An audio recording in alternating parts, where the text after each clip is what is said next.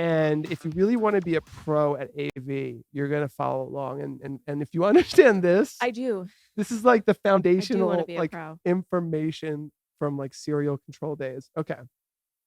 RS-485 is a wonderful cable, and that cable is a serial cable.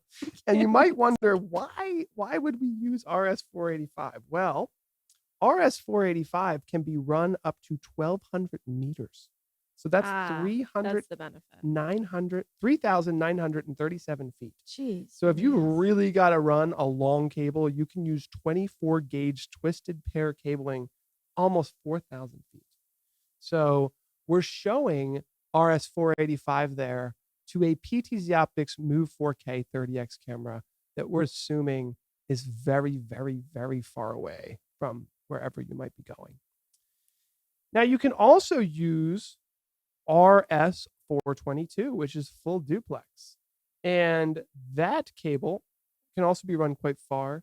And you can daisy chain these cameras together. So with either one of those cabling options? Yes. And it is in the manual. It will show how you can do that. And Andy from our support team is an expert at this because he's always helping our customers to do this, because it must come up quite frequently because he has it all detailed here and they do it all the time. Now, the DB9 cable, okay, so now we're down to the RS232 section. The DB9 cable is actually a 9-pin cable that connects to the joystick and connects to the first camera. Not 8 pins? It's actually 9 pins. That's why it's called DB9. And on one side of the cable, it is DB9, 9 pins. On the other side, it's 8 pins. There you go. And it's one of those strange things. I don't know why they have that pin there and then they get rid of the other pin. But Mike, if you want to show the top-down shot here, maybe I could at this point. Okay, perfect. All right. Here's so our this is the back of the camera. I'm going to unplug this to show this. So this is a DB9 cable. This comes with every single PTZ Optics camera. It also comes with the joystick, and it plugs into the DB9 connector. And I'm telling you, there's 9 pins here. And there's also right here, this is called a Phoenix connector. And this Phoenix connector has 2 cables run to it. And this would be your RS-422. Oh, 422. Then where's the 485 situation? Now the 485 is your other option, and it does use these these Phoenix connectors. Now, while we're on this shot, Mike, before you pan back to the diagram, I wanted to show one more thing over here. Sorry. Okay, so this is called a 8-pin mini DIN connector, and this connector, I'm going to camera here.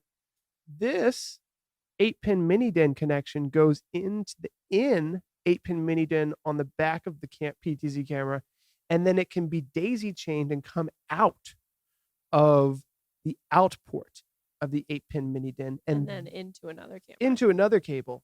And that cable is not a DB9, it is an 8-pin mini DIN. So if you want to do that, you would use a cascade cable, which is an 8-pin mini DIN to 8-pin mini DIN connection that will come out to one camera and into the next. And that is my explanation of how these cables work.